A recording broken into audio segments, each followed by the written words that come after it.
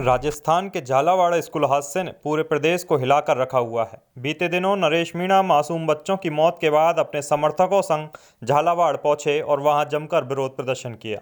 नरेश ने सरकार से मांग की कि पीड़ित परिवारों को 1-1 करोड़ रुपए का मुआवजा दिया जाए और परिवार के किसी एक सदस्य को संविदा पर नौकरी दी जाए।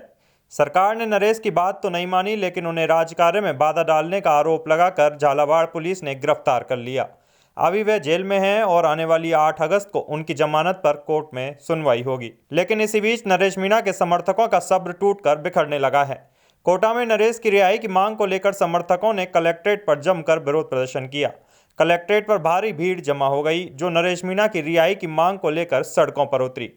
प्रदर्शनकारियों के हाथों में बैनर और पोस्टर थे, जिन पर लिखा था नरेश मीणा को रिहा करो और पीड़ितों को न्याय दो, और उन्होंने नारेबाजी करते हुए प्रशासन से 3 बड़ी मांगें रखी। नरेश मीणा को तुरंत रिहा किया जाए, हादसे में मारे गए बच्चों के परिजनों को 1-1 करोड़ रुपए का मुआवजा मिले और शिक्षा मंत्री मदन दिलावर तुरंत इस्तीफा दें। अब बात करते हैं इस पूरे मामले की, जिसकी वजह से झालावाड़ और नरेश मीणा सुर्खियों में बने हुए हैं। कुछ दिन पहले झालावाड़ के एक सरकारी स्कूल का भवन अचानक गिर गया। इस दर्दनाक हादसे में 7 मासूम बच्चों की मौत हो गई। कई अन्य बच्चे और स्टाफ घायल हो गए।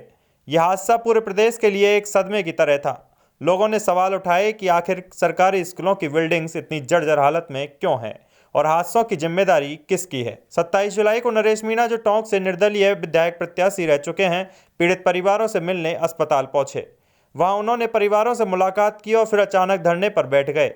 उन्होंने सरकार से 3 बड़ी मांगें रखी कि मृतकों के परिजनों को 1-1 करोड़ रुपए का मुआवजा दें, घायलों के परिवारों को 50-50 लाख रुपए दिया जाए, पीड़ित परिवार के एक सदस्य को संविदा पर नौकरी दी जाए।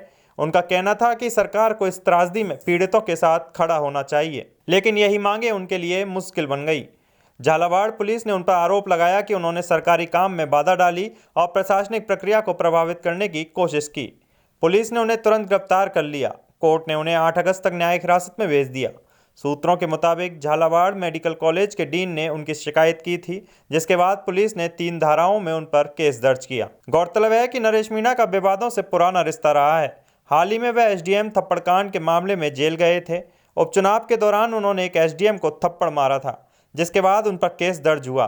बाद में उन्हें 66 जमानत मिली, जिसमें साफ कहा गया था कि वे आगे ऐसी हरकत नहीं करेंगे। लेकिन अब स्कूल हादसे के बाद उनका नाम फिर से विवादों में आ गया है और पुलिस का कहना है कि यह उनके जमानत की शर्तों का उल्लंघन है। नरेश मीणा के समर्थक मानते हैं कि उनकी गिरफ्तारी राजनीतिक दबाव में की गई है।